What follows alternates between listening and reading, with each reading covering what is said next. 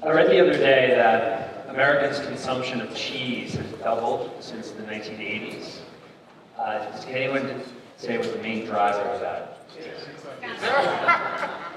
It's pizza. and you, thank you for that. I'm excited to have Christopher Thomas Moore.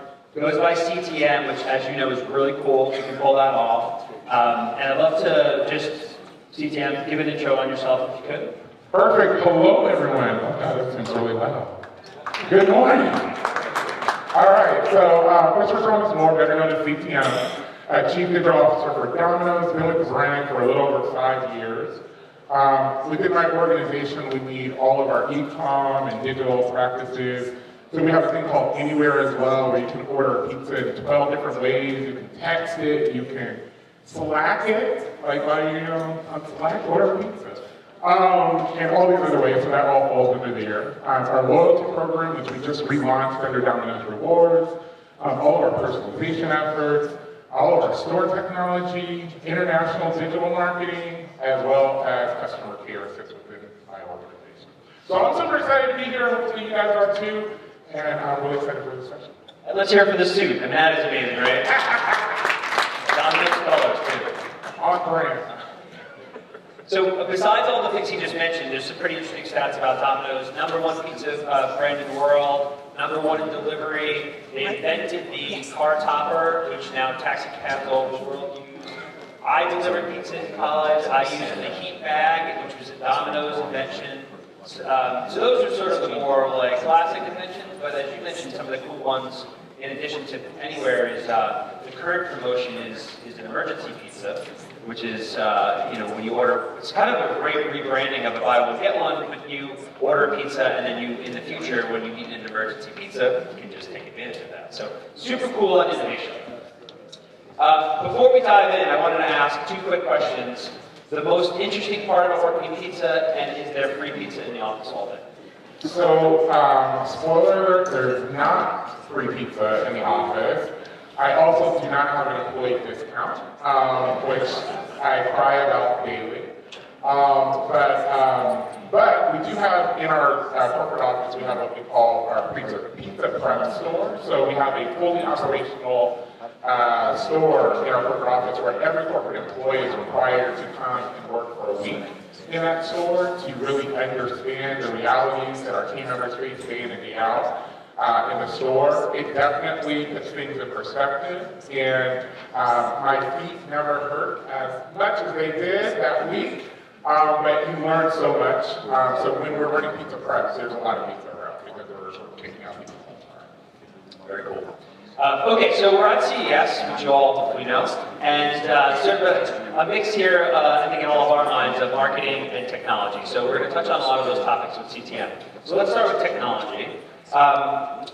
What is, of the things you're seeing at CES, what is the most interesting, do you think, that impacts your business, impacts your consumers, and what are you most excited to take away from CES? Yeah, I'm really excited to hit the floor and really kind of look at where some of the advancements in automation are currently falling. In automation, both on the in-store, kind of how can we streamline the operations from the production of our products, but also, tons of technologies that are helping drive personalization efforts and leveraging first-party data to really kind of automate experiences for customers, be it retailing the overall web experiences, and communication schedule out. So really excited to see kind of where the next frontier of automation is looking like based off of that. Yeah, you told me a fascinating stat about how large your organization is. Because sometimes you think about pizza making and you picture like dough being thrown up in the air. But what is the technology organization at Domino's look like? Yeah, so my side of the team, we are the business side, right? So we drive the vision, the strategy, the direction for our technologists.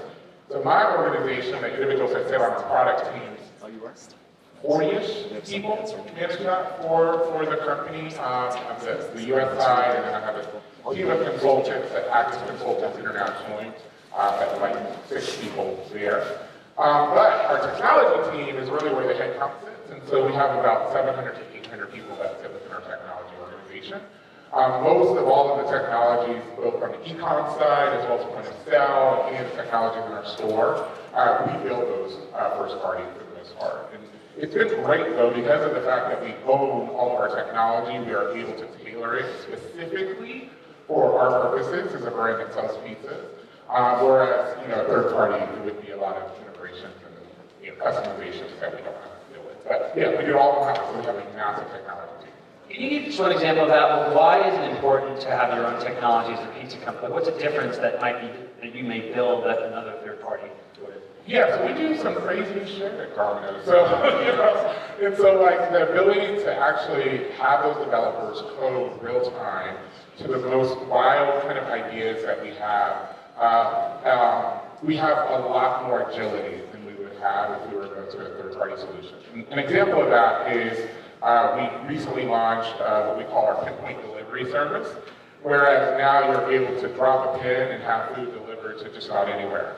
That would have been crazy to try to do through a third party, but we were able to, update both our point of sale, our dispatching solutions in partnership with Google to build out the first of a kind solution where, no one really was able to drop a pin and have that food delivered to a park or to random places. And it's been a really exciting advancement for the brand, but having ownership of that technology in-house gives us the ability to move really quickly on things like that. And competitive advantage too, because it's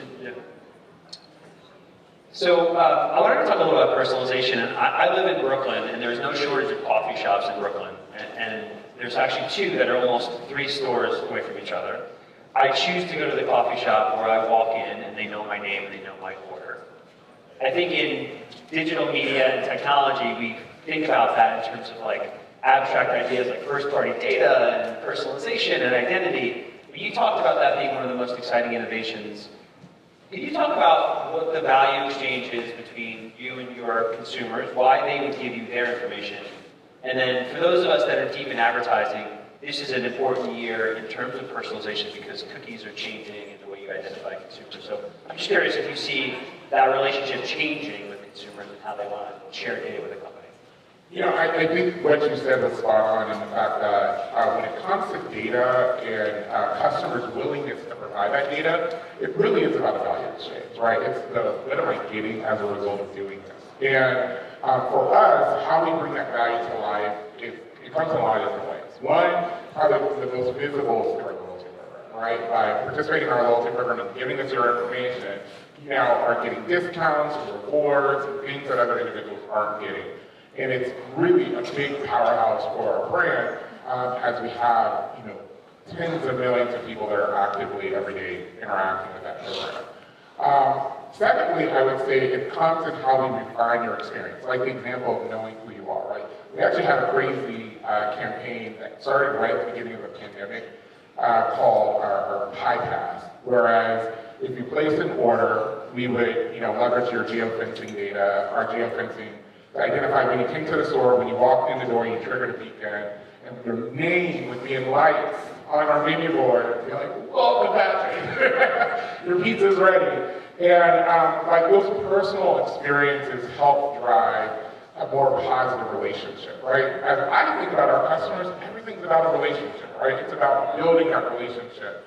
Just like people that you have a relationship with, you talk to them differently as you get to know them. Right? And so we as brands have to be the same way, right? How are we addressing you differently? How are we treating you differently as we build a stronger relationship? And so having first-party data to influence the behaviors of those audiences, the messaging of those audiences, and how you treat those audiences is really important. And that's where we feel like that value exchange happens. Where do you think and probably a lot of people in this audience are creating technology around data, where do you think the technology is today in terms of really being able to track a customer across the entire journey? Because in the ideal state, like every single place I touch Domino's, and you can personalize. You think we're like 50% away on that journey, 25%? I really don't know because we've been saying we're there for the last decade, and it's a lie. And so I've gone through it with multiple providers, and everyone's like, yeah, I can 100% trackability, one-to-one marketing, and it is not the real reality that's really out there. There are maybe point solutions, but I think we're further than we were 5 years ago. But we still have a lot to do. And a brand like Domino's, I think we have the benefit because we have first-party data, right? We get all that information to place your orders and deliver it to your home. So we have a rich set of data that we can leverage, but there are a lot of brands that don't have that data set, right? And so having that trackability becomes really, really challenging. And as you said, in a cookieless environment, it becomes even more challenging. So I'd say I do believe that we're not there, but I think we've made advancements to get closer. So I'm going to shift a little bit to marketing, because I read there's an Ad Age predictions for CES that came out. I don't know if anyone saw this, but it was talking about what CMO's biggest worries were going into CES. And one of them was that 50% of the time CMOs and CEOs don't agree on what their metrics for success are, which you all probably have bosses, and it's kind of difficult if your boss doesn't agree with the metrics of success. So it's a big problem. So I've been thinking a lot about that, and I think I would love to hear how your organization thinks about marketing growth and how that connects with your role. And then also maybe you should talk a little bit about what are those metrics for success with marketing. Yeah, so one of the things that I love about being at Domino's is the very direct and intentional approach of evaluating everything that we do. From every commercial that you've seen on TV, that's gone through so many filters of evaluation, from concept testing to quantitative research to every technology rollout that we have. We run over 200 tests within our e-commerce environment every year. We're constantly evaluating how small changes, the color of a button, the movement and placement of content, how that actually influences the customer journey. But then from our media, right? So like as we invest in our media, we're investing on behalf of our franchisees, and our responsibility is to make sure that they're getting payback for that investment. And the way that we ensure that is that we evaluate all of our digital media on ROAS, incremental return on ad spend. So we're not looking at just impression volume. We're looking at what's actually converting, driving dollars into the bank, and what's the incremental lift that we're getting as a result of that impression versus not having that impression. And so as you look at the Domino's organization across many sectors, from marketing to digital to technology, everything is being evaluated for success. And the evaluations are different. They're specific to those tactics or whatever we're doing. But it's important that we understand what's working and what's not working. And not everything does work, and that's okay. But if you're not evaluating it, you're really not understanding where those efficiency stacks lay and where you can lean in and where you need to lean out. And does that create a common language in the C-suite? Because your CEO then wants to talk about incremental return on ad spend. Is that right? Our CEO knows IROAS probably better than I do. And so, our entire organization is around performance, right? And so the evaluating of that performance really fits with our analytics and insights teams. It's one of our bigger organizations. I think about 60 to 70 people sit within that organization. But they really force protocols, practices, evaluation platforms that ensure that the things that we're doing are actually driving success for the brand. And so, but it goes all the way from entry level to our C-suite, that understanding the performance of the things that we do becomes very critical in our decision making. Yeah, and interesting about their organization too, and this is part of that Ad Age story, is that most CEOs come from finance backgrounds, and that's where the gap is between CEOs and CMOs. Your CEO actually has a marketing background, which is a really unique thing, but is driving organization-driven or thinking about metrics all the time. 100%. Our marketing organization is just as tapped into financials as our finance department. And so it's just part of our culture. And I've always, in my career, wanted to have roles where I don't need someone to tell me if I'm doing a good job. I'd like to be able to provide proof points myself. And, digital has always been that vehicle for me to be able to, show and highlight that effectiveness. But taking it a level deeper with lift testing and the evaluation of incrementality just improves that fidelity of that conversation, right? And so for me, I love the fact that we track everything, because it really gives proof points of the effectiveness of the team and the activities that we're doing. All right, I want to open up for questions in a few minutes, so think about all that, and I love that you're ready to go. Our Chiefs fan. Yeah. I just wanted to add one question as a follow-up to that, the role of Chief Digital Officer, I think, sometimes interacts with marketing, sometimes doesn't. I would love to understand how your organization thinks about your role and what the sort of like decision-making is when it comes to engaging with consumers. Yeah, so we call our global marketing organization a three-legged stool because there are really three leaders of that organization. So myself leading all of our digital practices and activities in the brand. My other two counterparts are our chief brand officer that leads our advertising and inside sales groups, and then our chief analytics officer is the third part of that stool. And so as we go to making major brand decisions, the three of us have to be aligned on those decisions, and we work collectively. I was up at 5 o'clock this morning on a call doing just that because I saw East Coast guy.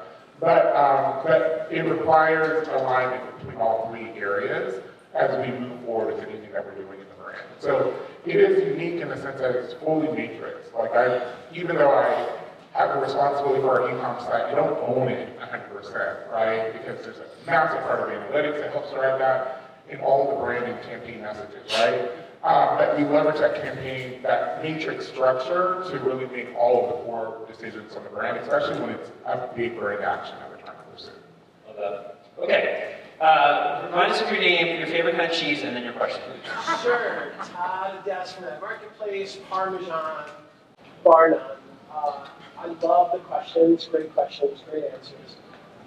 There's a dichotomy, though, of what you represented today, which is you started talking about the shopper experience, the user experience, the loyalty that generates, and yet you're talking about performance metrics like ROAS tied to the bottom line.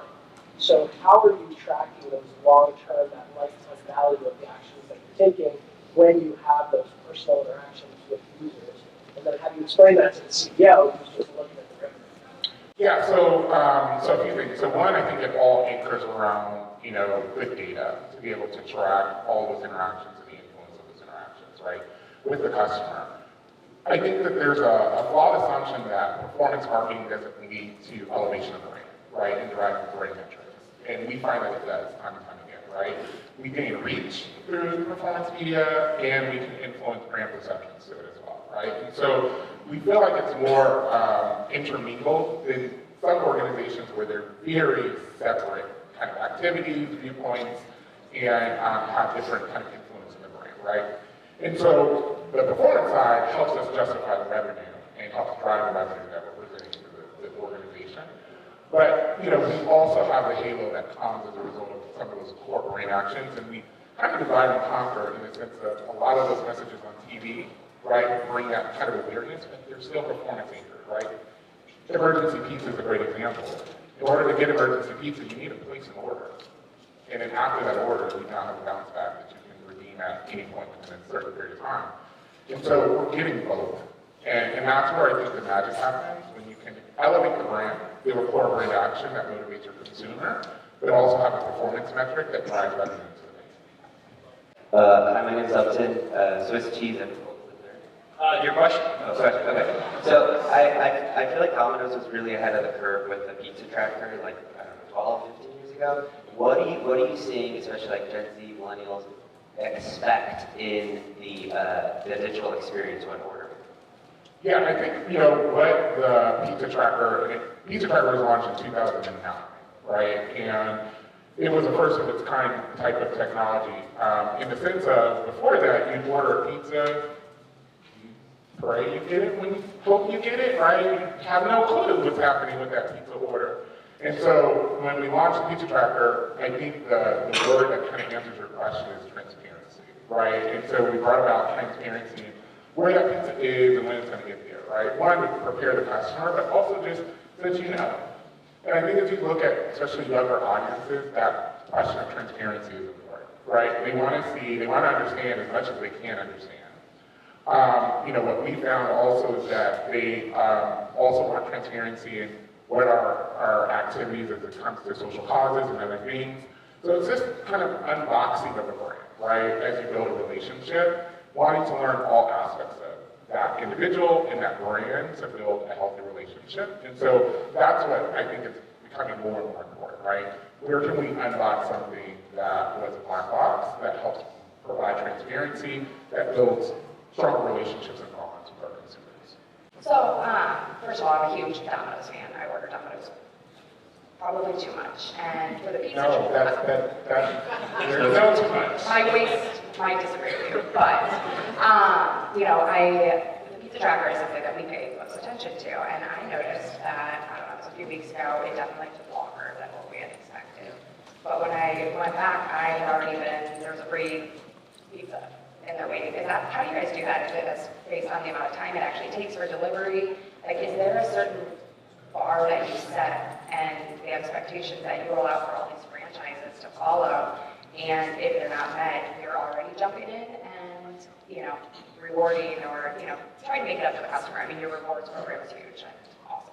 Yeah, thanks for the question, because it actually was like one of the smallest advancements, but one of the ones that I felt like was most exciting and where I feel like we still need to do more of. But the program that you're talking about, we call our Extreme Delivery Recovery Program, EDR.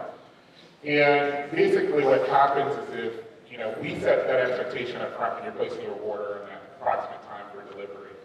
And if we see that we're gonna miss that, why wait for you to call us and tell us that we screwed up, right?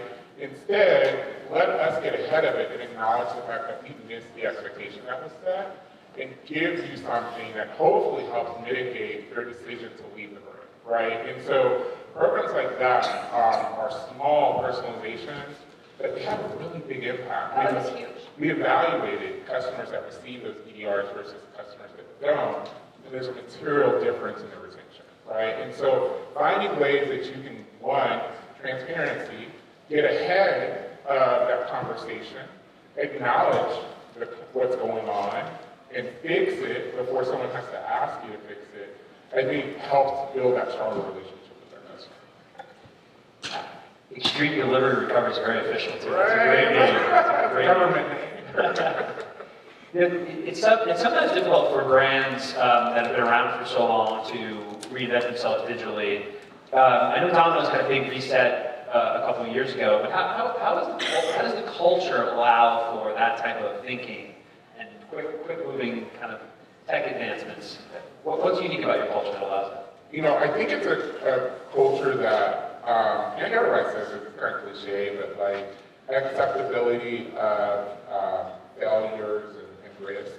But like we actually lean into it. Like we really sometimes think like if you're not failing, you're probably not pushing as hard as you need to.